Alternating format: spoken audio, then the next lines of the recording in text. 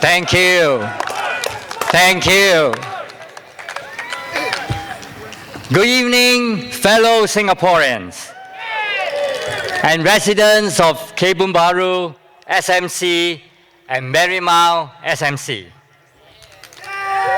Saudara-saudara dan saudari-saudari, selamat malam. Terima kasih atas sungguhan Anda untuk PSP.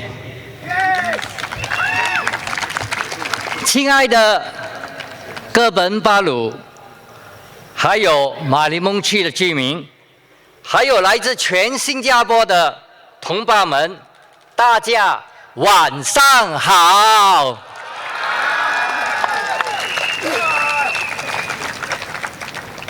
I'm overwhelmed by the emotions to be able to stand here today to speak to all of you. It hasn't been an easy journey for me and PSP. But I have all of you, many of you, to cheer me on over the last 5 years. Thank you.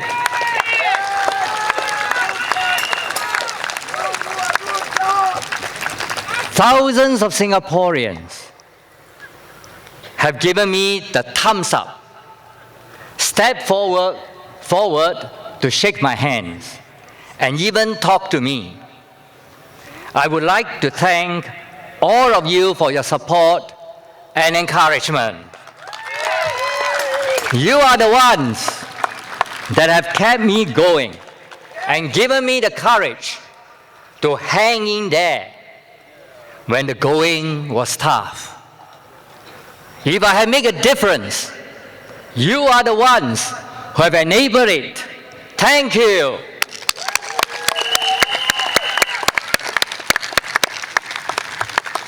Today, I'd like to tell you what I've learned from my almost 5 years in Parliament.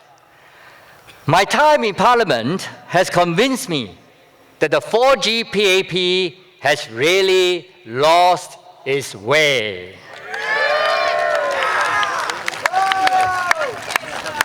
The more I debate the government, the 4G PAP government, the more I realize that it is not the government, not the grade A government that we used to know. On the governance front, we can see a general decline in the standards in accountability, competence, and ethics in recent years. First, there appears to be poor coordination across ministries. It seems like a long time ago, but I hope people still remember about Trace Together during the COVID period.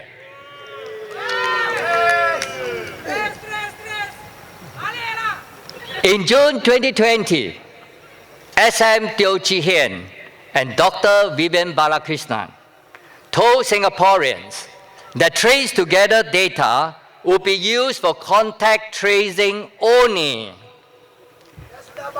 But in February 2021, Dr. Balakrishnan told Parliament that the police has used the data once. And he already knew this around October 2020, but he didn't tell Singaporeans. The Trace Together episode raises serious questions about the coordination between ministries today. At the start, the government acted in its typical fashion. Trust us, don't worry, everything is okay. Please just use the Trace Together. Everything will be okay. Then they found out that they made a mistake. But for many months, they kept quiet about the mistake. And then they come back, say sorry, and ask Parliament to urgently pass a bill to cover their mistake. In the end, no political office holder took responsibility. We again saw poor coordination across ministries and agencies in December 2024, when Accra mistakenly disclosed the full NIRC number of many Singaporeans after misinterpreting a circular from the MDDI. No political office holder came out publicly to take responsibility again.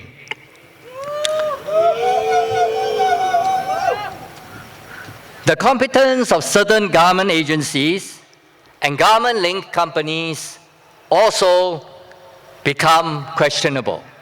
One of them is LTA. LTA has had a series of missteps in the past few years. For example, in January 2024, the LTA announced they was going to push the full adoption of the Simply Go system.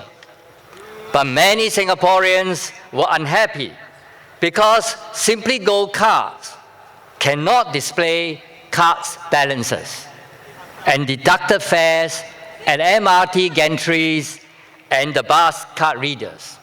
A few weeks later, LTA had to backtrack and postpone these plans for full adoption.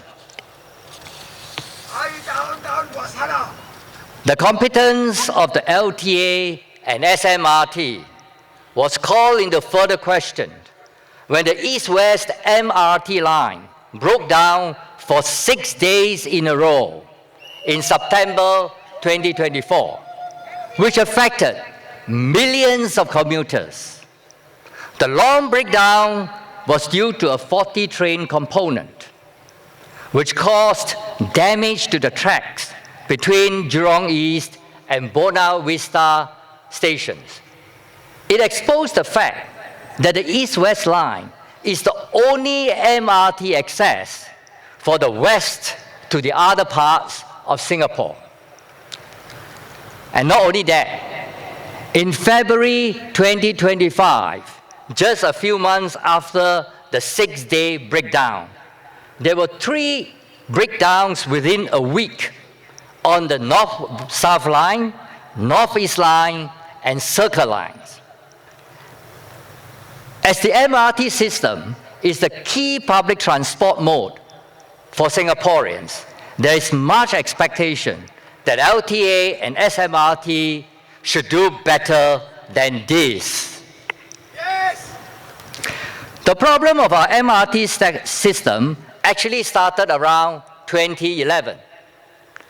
Then Transport Minister Lui Tak Yew had called for a committee of inquiry after a twin MRT disruption in December 2011, which affected 200,000 commuters compared to the few millions in the breakdown in September 2024.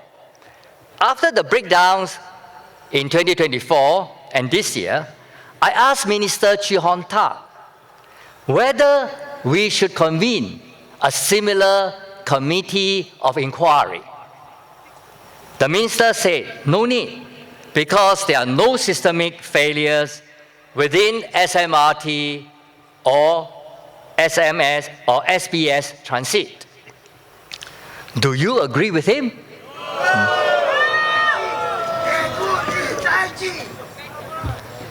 As compared to the previous generations of PAP leaders, there is less and less accountability by the 4G leaders on how decisions are taken and who are responsible. The best example is the recent income alliance deal,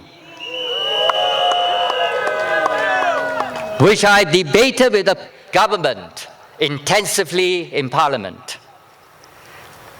We almost sold income insurance to Allianz, and they plan to execute a $1.85 billion capital reduction after the purchase. In simple terms, buy first, take out $1.85 billion from inside and give back to the shareholders, including Leong's. I would call that asset stripping. More importantly, this $1.85 billion was part of the capital left behind in income insurance to fulfill its social mission. The government had come out in October 2024 to reject the deal.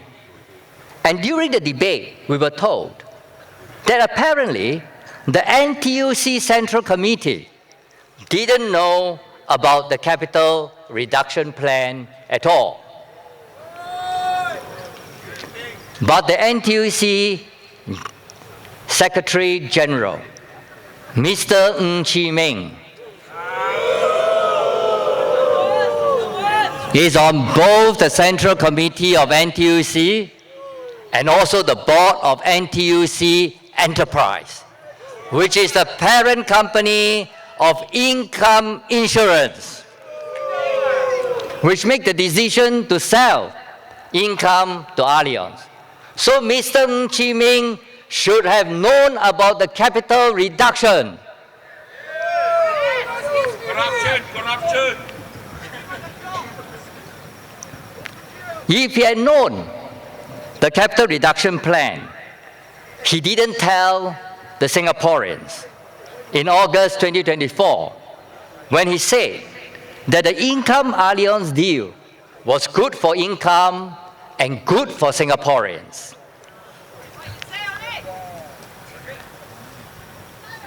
There also seems to be a lowering of standards under this government.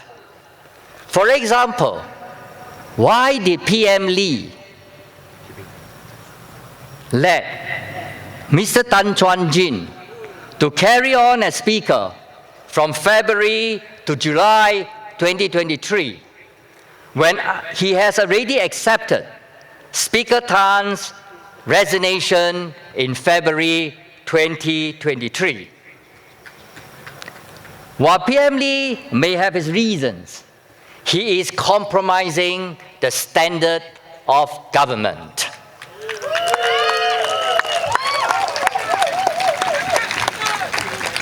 The Rida Road saga is another troubling example. As the saying goes, people in high office must not only be doing the right things, they must be seen to be doing the right things. While there may be nothing wrong legally about Minister Shanmugam and Minister Vivian Balakrishnan renting their black and white bungalows from the government, it would be better if they do not do that. They should not place themselves in a position where they could be questioned by the public, even though there may be no special favors granted to them. Nobody can check. They don't know PSP is intelligent. And on the socio-economic front, I felt that the 4G government has little compassion for Singaporeans. PSP stands for compassion. And in Parliament, some ministers have said, compassion is not the monopoly of the opposition.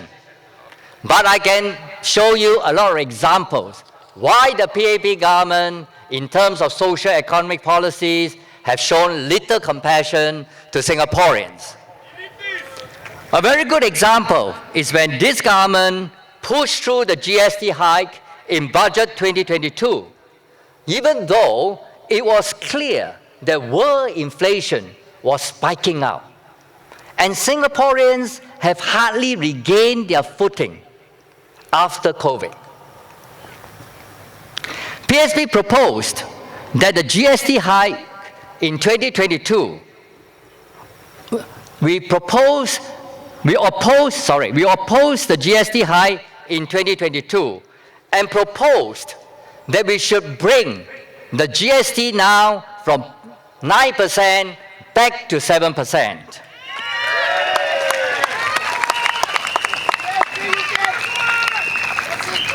The government also took the opportunity of the GST hike to increase property tax in the name of wealth tax, when most of the burden of the tax has fallen on middle-class Singaporeans, especially retirees.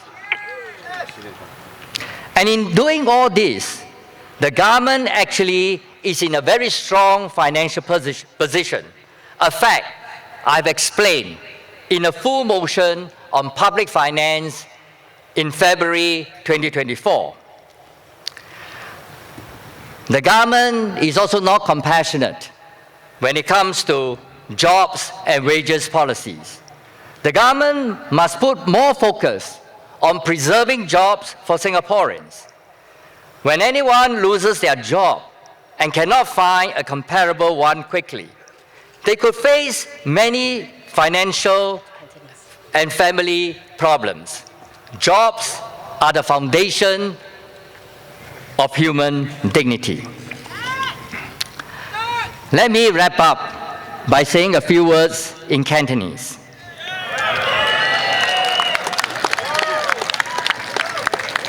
親愛的新加坡同胞們，現在嘅第四代人民行動黨領導人，政府已經唔似以前嘅人民行動黨政府啦。